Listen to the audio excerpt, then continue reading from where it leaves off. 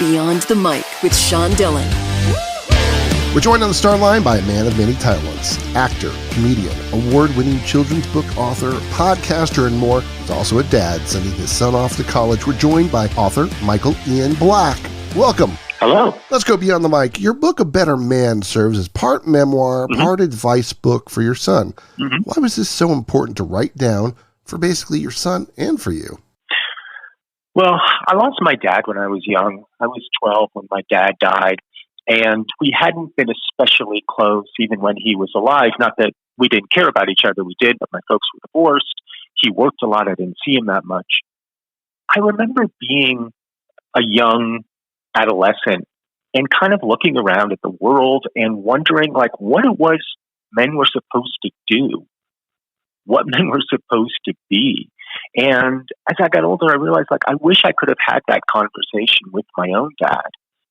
And so when it came time for my own son to start thinking about leaving home, I thought maybe I had something to offer him. Some things that I've learned, some things I'm confused about, some stories from my own life. And so I started writing this. So it became, it's a letter to him, but in a weird way, it's also a letter to my own dad, the conversation that I wish we could have had. Now, how is raising your son through school shootings, gun violence, gender issues, and one of the most politically toxic times in our country change you? One of the blessings, and I use that word advisedly, to come out of the last few years is that I think for a lot of people, wherever you land politically, wherever you land, in your life, we've seen so much disruption in the culture that I think it's forced a lot of people to do some pretty heavy self-examination, to think about their values, to think about what they believe in, what's foundational for them, to think about their role in their community and in among their family. It's done all of that for me because so much feels unsettled. And in unsettled times, I think we naturally kind of reevaluate our own place in our communities. It's like when you play Boggle, that game with the little letter cubes, and you shake it all up, and the letters, form, and the letters, return to the tray in different combinations, and you try to find words. Well, I think this book is like me shaking up the Boggle tray and finding new words to communicate. We first noticed you when you played the character Phil Stubbs on the NBC show Ed. How has your acting and comedy changed over the last 20 years? Well, when I was doing Ed, I was known for a couple things. First was like the character Phil Stubbs on Ed. Like I was known for being kind of like an oddball and a weirdo. And then I also could sort of do this sort of sarcastic, really dry thing that I used to do on like I love the 70s, 80s, 90s, all of that. And like both of those things were really fun, and both of those things were successful, and both of those things made me money.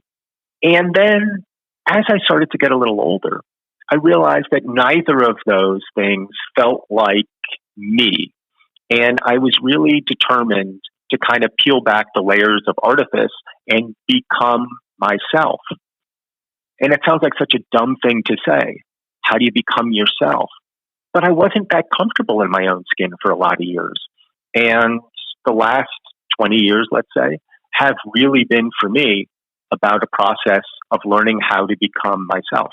Author Michael Ian Black's new book, A Better Man, he joins us beyond the mic. You break down masculinity in your book and give an amazing measure for us to example. The infinite axis of masculinity. Now, even though it's infinite, could you give me 2 points on extreme ends? On extreme ends, sure. Well, it might be easier to just do it with examples. So the infinite axis of masculinity is basically like a line that stretches off in either direction forever. And you can put anything on it and rank it according to how macho or not macho it is. And what's funny about it is that every single guy and woman knows how to rank these things. And it could be anything. Like right now, I'm sitting at my kitchen counter, and I have in front of me one of those, thermoses, like those metal thermoses that you put hot liquids in. And if you can hear this, there's a little straw that is attached to it. And I think we both understand, you and I both understand, that for whatever reason, having a straw in your thermos is less masculine than not having a straw in your thermos. Why would that be? I don't know. But do you disagree? Like a straw is somehow less masculine? No, not at all. Well, I'm not going to have a straw in my thermos. Of course not. Why would you? That would be unmasculine. But why? It makes no sense. And yet you and I both understand intuitively that that's the case. Here's another example. Like on my kitchen counter right now, I have a half-completed crossword puzzle sitting here. We both know, like as far as masculine activities go, crossword puzzles are pretty far down on the list. Why? What difference does it make? And yet, we both know it. Now, how many of the lessons in your book, A Better Man, have you in one way or another tried to show your son Elijah before giving him the book? Oh, well, I mean, I think every parent is modeling the behavior, hopefully modeling the behavior that they want their kids to exhibit as they get older. I say hopefully because all of us fall short. All of us screw up. All of us, also show our ugly sides and the sides of us that we wish were better. Like the book is called A Better Man. That's directed as much or more towards me being a better man than my son. But what I try to do at home is show the truth, which is that like I'm a full spectrum human being. Like, yeah, I do traditionally sneezes, by the way, less masculine than coughs. I don't know why. I do, traditionally masculine things. I'm trying to chop wood for the fireplace or stacking wood for the fireplace. But I'm also cooking dinner. When they were little, I was giving them baths and changing their diapers. Sometimes I'm angry. Sometimes I'm really sad. Like, we're just full spectrum human beings. And I think so many men feel like they can't be, like they have to be a kind of narrow slice of themselves because it's what's expected of them. And they think that if they show weakness to their sons in particular, then their sons will grow up to be weak. And my argument is there is a lot of strength in vulnerability. The ability to let your guard down for a moment, that requires a lot of strength because it means you believe in who you are and that you won't be so easily toppled over.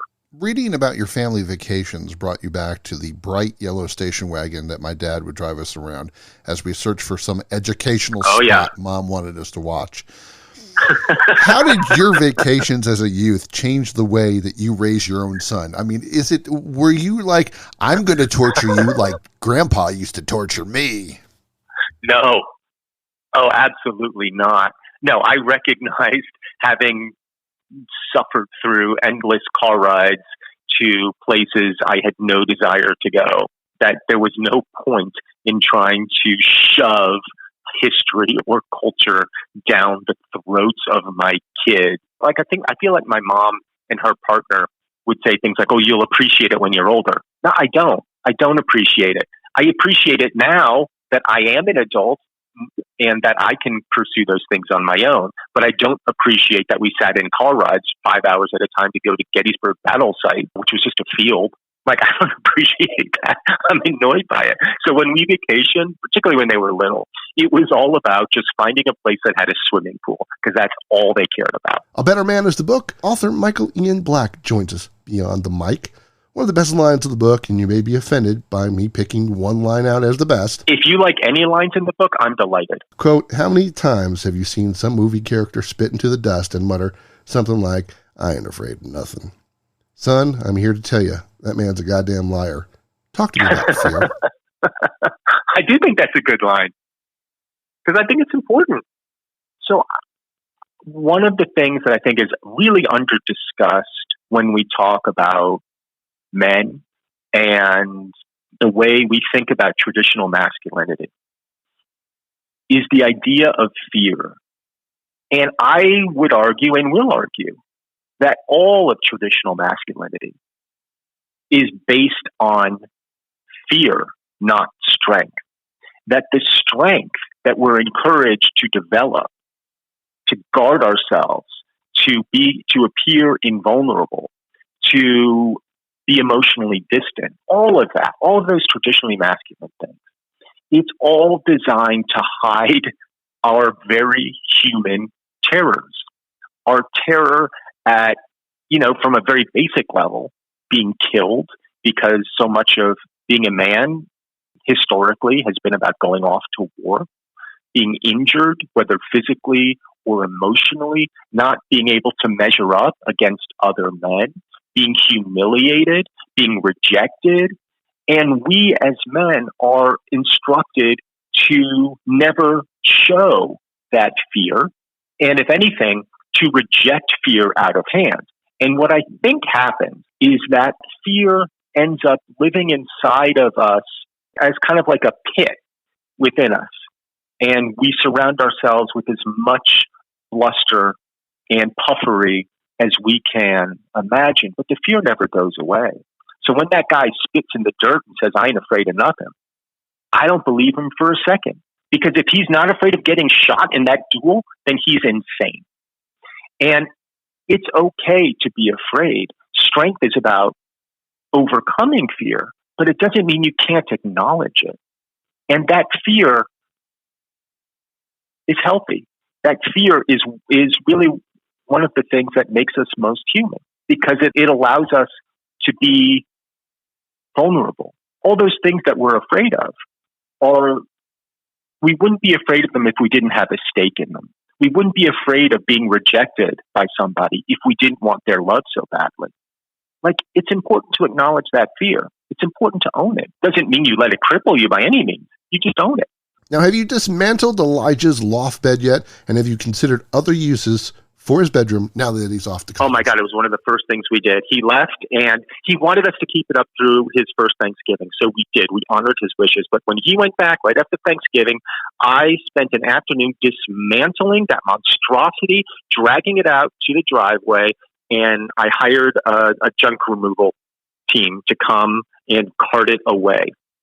It was, and his room looks so much better. And does it feel so much better for you? Oh, yeah. Well, I mean, who cares what he thinks? Yes, it looks much better for me. Other than the book, what other things did you get your son before he left for college?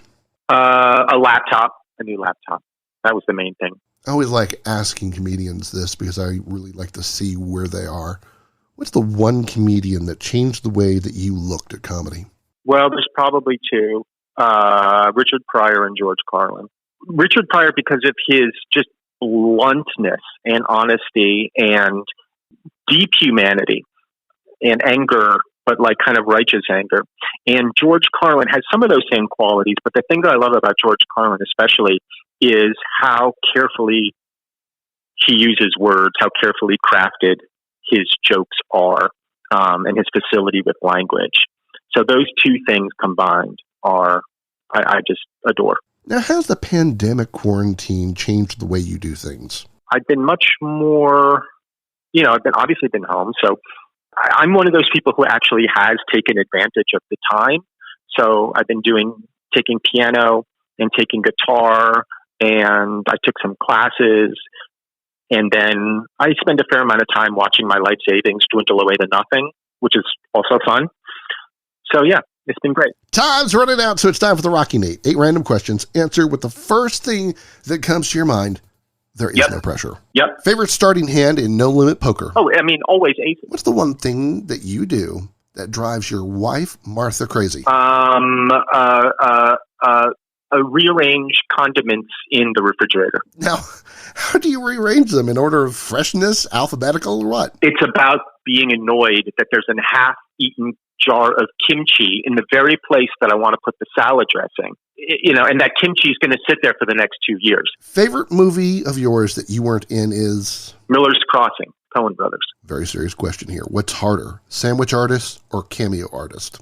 Oh, cameo artist. It pays better. Project you've worked on that didn't get the attention you thought it should? Stella on Comedy Central. How do you like your eggs cooked? Scrambled. What charity foundation is important to you? Oh, well, the one that I work on the most, it's a library that was started by Mark Twain in the town in which I live. Mark Twain, it was his final hometown here in Reading, Connecticut. And he founded a library called the Mark Twain Library. And I devote a lot of time to keeping that library up and running and expanding and serving the community. ¿Quién es un más macho? Ricardo Montalban or Chuck Liddell? Wow, that's a hard one because it's two different kinds of. I'm going to go with. I know I'm going to get crap for this. I'm going to go with Ricardo Montalban. I told you I was going to ask you that question. Warned you that on Twitter. Yes. Where can people find A Better Man? Anywhere you find books. So, if you like Amazon. But my preferred way to get it is through bookshop.org, which is a block of independent bookstores that sort of operates like Amazon, but they'll sell to you from independent bookstore near you. He's a man of many talents, loves starting out, no limit, hold'em poker with aces, rearranges condiments in the refrigerator, and loves scrambled eggs. His latest book, A Better Man, is available now. Thank you so much to Michael Ian Black for taking the time to talk with me today. My pleasure. Thanks, Sean. And that, my friends, is Beyond the Mic.